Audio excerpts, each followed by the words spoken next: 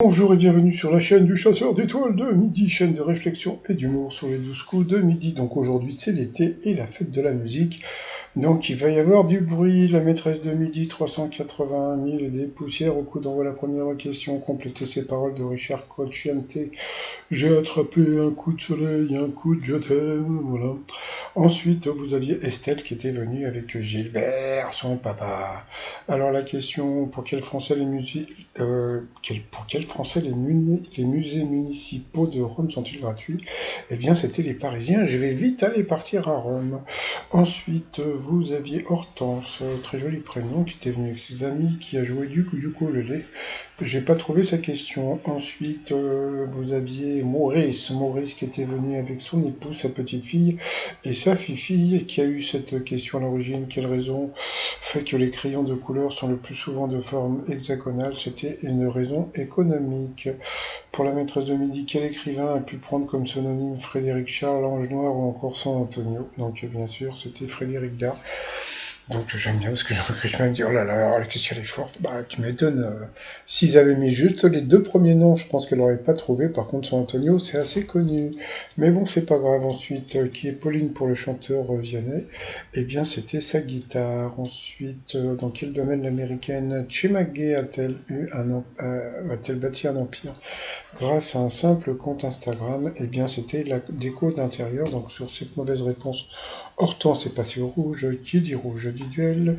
Elle a pris Estelle en duel, qui est tombée sur une question tordue, comme d'habitude. Le 22 novembre 1963, à 13h15 à Dallas, qui est mort sous les balles de Lee Harvey Oswald? Donc tu vas dire Dallas, Lee Harvey Oswald, tu vas dire le président.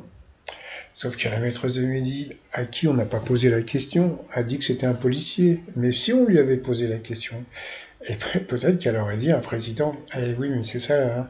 Mais bon, c'est pas grave, donc c'était un policier. Ensuite, eh bien, Hortense, Céline et Maurice se retrouvaient pour le coup par coup. Quelle célèbre place est située dans une capitale? La mauvaise réponse, c'était la Marienplatz, qui n'est pas dans la capitale allemande. Ensuite, vous avez des questions sur le chanteur, je dirais pas son nom, on va dire le nouveau copain de Sonia Mabrouk, voilà, qui est venu faire sous sa pub. Alors, la mauvaise réponse était mon père spirituel. Donc voilà, j'ai vu qu'il avait sorti le blouson War is Over. War is Over, c'était basé sur l'affiche de ce monsieur. Voilà, si vous connaissez pas ce monsieur, ah bon? Comment ça vous connaissez pas ce monsieur? Bah merde alors, John Lennon. Voilà, John Lennon et Yoko Ono. Donc moi je me rappelle que j'avais fait ce t-shirt War is Over, c'est pas la même chose. Sur cette mauvaise réponse, Hortense est passé au rouge. Qui dit rouge dit duel? Elle a pris donc le monsieur qui s'appelle Maurice en duel, qui a une question assez simple. Qui retrouve-t-on dans le film Le Cornio? Donc bien sûr c'était Bourvil et De Funès. Donc ensuite, eh bien, Maurice et Céline vont se retrouver pour le coup fatal. J'ai vu que Maurice avait l'air bien. Comment vont-ils faire pour l'éliminer? C'est à voir. Donc ils ont balancé la pub en attendant donc le t-shirt. Ah, ça c'est un petit jeu de mots. Est-ce que vous allez le trouver? Donc c'est un casque sur le site 3millions.com.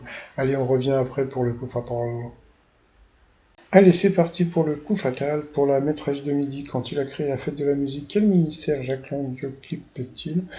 Donc, bien sûr, c'était le ministère de la Culture. Oh, quel bel homme!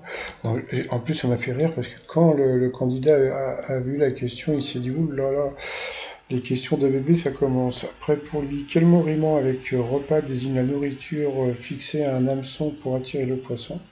Il n'a pas trouvé, pourtant c'était facile, c'était le lapin. Ensuite, quelle est la couleur des feuilles de jonquille? Là, franchement, je me serais fait avoir parce que bon, couleur jonquille, tu vas partir sur le jaune, sauf que c'était les feuilles qui étaient vertes. Donc voilà, il s'est fait avoir. Ensuite, qu'est-ce qu'il a eu comme question? À quel commerce de bouche compare-t-on une bataille particulièrement meurtrière? Je vous le donne, Émile, le traiteur. Ensuite, quelle course hippique a eu lieu chaque année à Epsom Down en Angleterre? Donc la réponse était dans la question, c'était le Derby d'Epsom. Je crois qu'il y a eu un film comme ça avec Jean Gabin. Donc voilà, Jean-Luc Reichmann, oh là là, vous êtes fort. Bah, tu m'étonnes, la réponse était dans la question. Pour le candidat, dans quelle grande ville se déroule le roman Le Parfum? Il ne savait pas, c'était à Paris, bien sûr, hein, le Parfum de Patrick Susnick. En un seul mot. À quel sport s'entraîne-t-on sur un practice? Le golf, il a trouvé pour elle. À quel compositeur doit-on la musique de l'émission apostrophe? Elle ne savait pas, c'était, je crois que c'était Rachmaninoff, un truc dans ce truc, c'était une question difficile. Mais dès qu'elle ne sait pas, elle passe. Aux États-Unis, qui occupe le bureau ovale? Bah, vous voyez, une question. Elle ne trouve pas, donc ils lui mettent une question de bébé, donc le président. Pour lui, quelle pièce de théâtre de Jean-Luc Lagarce a été adaptée au cinéma par Xavier Dolan? Il savait pas, moi non plus, encore une question super dure pour lui. Quel espace non bâti et non cultivé qualifie-t-on de vague? Il n'a pas trouvé, c'était le terrain vague. Ah si, il a trouvé le terrain vague. Pour elle, qui incarne le Barry Lyndon de Stanley Kubrick au cinéma? Elle n'a pas trouvé, vous voyez, donc bon. Oui, dès que ça dès que ça devient moins facile, elle ne trouve pas. Voilà, bon, mais c'est pas grave, hein, on a l'habitude. L'économie de marché est censée être régie par la loi de l'offre et de la demande, donc vous voyez, donc une question facile encore pour elle. Après, donc, qu'est-ce qu'on a fait au bon Dieu? Qui incarne Shaolin? Là, il m'a fait rire le candidat parce qu'il a dit Christian Clavier. Vu le nom, donc bien sûr, c'était Monsieur Shaw. Après, qui a réalisé Terminator, Avatar et Titanic? Justement, Titanic avec les sous-marins, donc bien sûr, c'était James Cameron. Pour elle, quelle est la présentatrice de l'émission? Quelle époque? Elle ne savait pas. Pourtant, franchement, quelle époque? C'est Léa Salamé. Après, de quelle déesse voit-on la naissance dans une œuvre de Botticelli? Donc là, c'était facile, c'était la Vénus. Voilà. Après, pour lui, à quel peintre doit-on le bateau, le verrou? Je crois que c'était Fragonard. Vous voyez, donc là, franchement, on voit bien que les questions sont beaucoup plus dures pour le candidat. Donc, si le candidat, je ne sais plus son prénom, regarde ma vidéo, il va bien voir comment il s'est fait bananer. Puis à la fin, combien de piliers supportent l'Arc de Triomphe? Donc, bien sûr, c'était 4. Donc après, elle était émue parce que, bon, bah, elle a égalé le record de Tata Véro. Alors, bon, faut-il être ému? Bon, franchement, bah, elle a été avantagée, mais alors, moi, je veux dire, il faut que je sois honnête, hein. Franchement, à l'époque où je faisais mes vidéos, où Tata Véro était maîtresse de midi, je n'étais pas aussi critique, hein. C'est-à-dire que bon, si je suis devenu aussi critique, c'est à cause de, bah, sûrement comment dire, de TF1 ou d'Endemol. Bon, je raconterai ça dans mon bouquin. Mais, comment dire, à la base, je ne sais pas si elles avaient aussi toutes les deux les mêmes questions faciles, ou aussi si elles étaient avantagées. Donc voilà, donc elle était en larmes. Elle a eu le droit à un hug de Jean-Luc Reichmann. Oh là là, vous allez participer sans émission. Bon, passons. Allez, par rapport au coup de maître, c'est parti. Quel anglicisme emploie-t-on pour désigner le corps qu'on souhaite avoir l'été sur la plage? C'est le summer body. Ensuite, quel est le sous-titre du programme LOL présenté par Philippe Lachaud? Donc, bien sûr, c'était Kérissor. J'avais fait un truc avec Kérikou,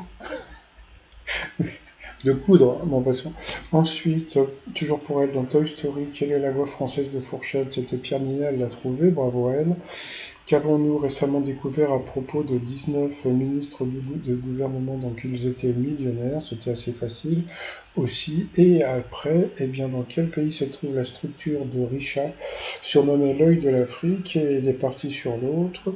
Ils ont posé la question à Jérôme, son compagnon, qui lui a dit: ah, moi je vois ça en Namibie, et c'était en Mauritanie, donc ils l'ont eu en hausse tous les deux.